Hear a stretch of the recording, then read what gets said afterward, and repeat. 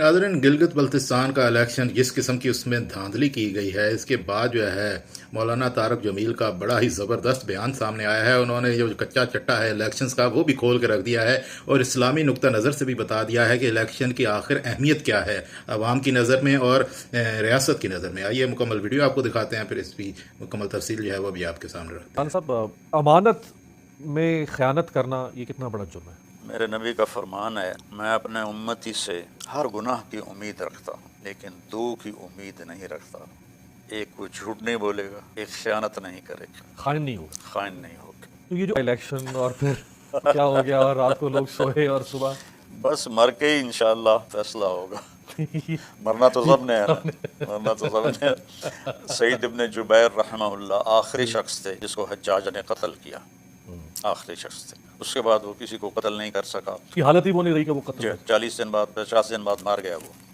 कहने लगा, तुम्हें कैसे कत्ल करूं? उससे पूछ रहा है। पूछ रहा है। फरमाने लगे, जैसा तुम्हें आखिरत में कत्ल होना पसंद है वैसे तो मुझे कत्ल कर ले, जैसे तू मुझे कत्ल करेगा वैसे तुझे वहाँ कत्ल किया जाएगा, तो जो तुझे पसंद है वो कर ले।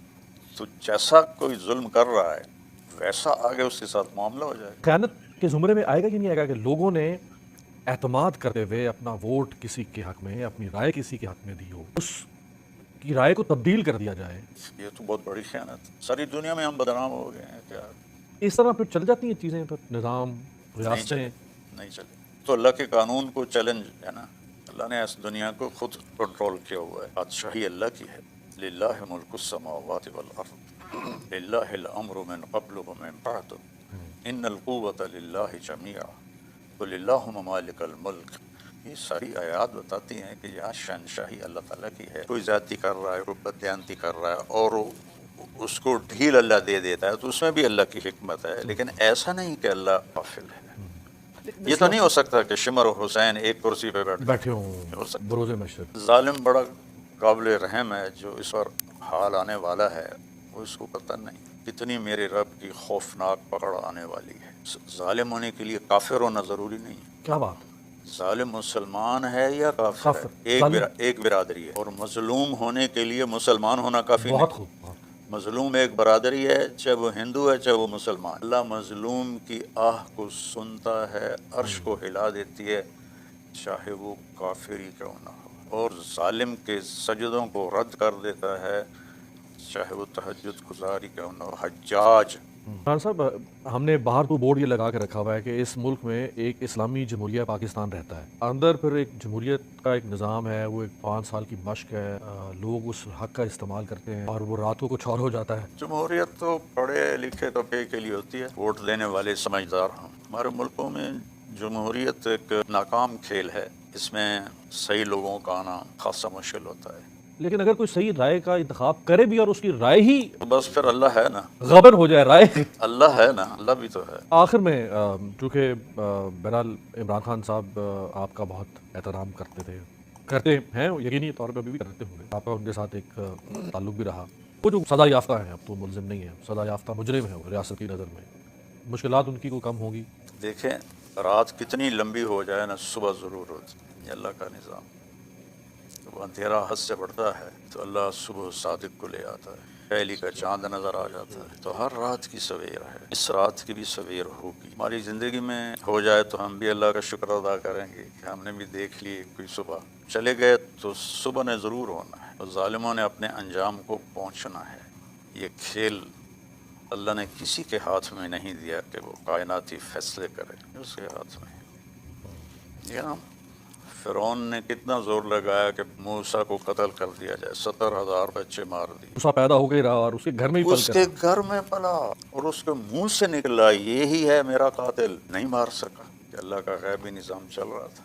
ग़ार सौर में कोई पर्दा नहीं था, वो सारे दरवाजे पे खड़े हैं और अल्लाह ने आगे अपना पर्दा डाल दिया। उनको नज़र ही नहीं आया कि अंदर हैं। नज़र ही नहीं आया कि अंदर बैठे हुए। बल्कि उमैया बिन खलफ ने या उबई बिन खलफ ने वहाँ बैठकर अंदर पेशाब किया, तो आपने हज़रत अबू बकर से फरमाया, देखो अगर ये हमें देख रहा होता तो यहाँ पेशाब करता। हमारी कौम में चूँकि ख़यानत वो छोटी सतह से चलती है और ऊपर बादशाहों तक जाती है। रेड़ी वाला भी ख़यानत कर रहा है, गले हुए फल डाल देता है। मैंने एक वीडियो देखी, मुझे हंसी भी आई दुख भी हुआ। ایک آدمی ریڑھی سے آم لے رہا ہے تو وہ ریڑھی والے نے ایسے کیا ہوا ہے شاپر، تو اس کو آم دیتا ہے تو وہ آم لے کر شاپر سے گزار کر ریڑھی پہ ڈال دیتا ہے اور خود جلدی سے ایک چھوٹا آم اٹھا کے اس میں ڈال دیتا ہے۔ ایک آم اس کا چنا ہوا اس نے شاپر میں نہیں۔ ناظرین ویڈیو دیکھیے آپ نے، مولانا طارق جمیل نے جو الیکشنز کے بارے میں بتایا ہے، بالکل ایسا ہی پاکستان میں ہوتا ہے اور پاکستان جیسے ملکوں میں ہوتا ہے۔ یہاں پر الیکشنز کے نام پر صرف دھوکہ دہی ہوتی ہے اور کچھ بھی نہیں، عوام کو بے وقوف بنایا جاتا ہے۔ اصل میں اپنی من مرضی کی حکومتیں بناتے ہیں اور وہی بنا رہے ہیں۔ عمران خان کو نکالنے کے بعد تب سے لے کر اب تک کافی برس گزر چکے ہیں اور صرف عوام کو لالی پاپ دیا جا رہا ہے کہ ملک کے حالات ٹھیک ہو جائیں گے، انویسٹمنٹ آ جائے گی، یہ ہو جائے گا، وہ ہو جائے گا، لیکن کچھ ہونے کو نہیں ہے۔ پاکستان میں اس وقت تاریخ کا سب سے زیادہ پیٹرول مہنگا ہے، ڈیزل مہنگا ہے، گیسز آپ دیکھ لیں بہت زیادہ ان کے ریٹس کر دیے ہیں۔ بجلی شاید دنیا میں سب سے زیادہ مہنگا ملک پاکستان ہے بجلی کے حساب سے۔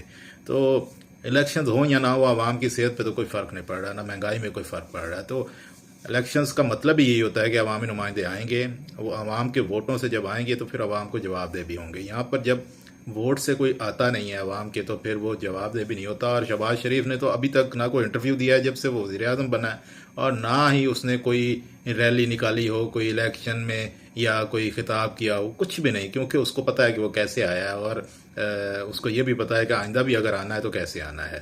تو اسی وجہ سے کشمیر کی عوام نے ان کو ریجیکٹ کر دیا۔ ریجیکٹ تو انہوں نے پیپلز پارٹی کو بھی کر دیا تھا، لیکن وہاں پر مینج کیا گیا کیونکہ بجٹ پاس کروانا تھا۔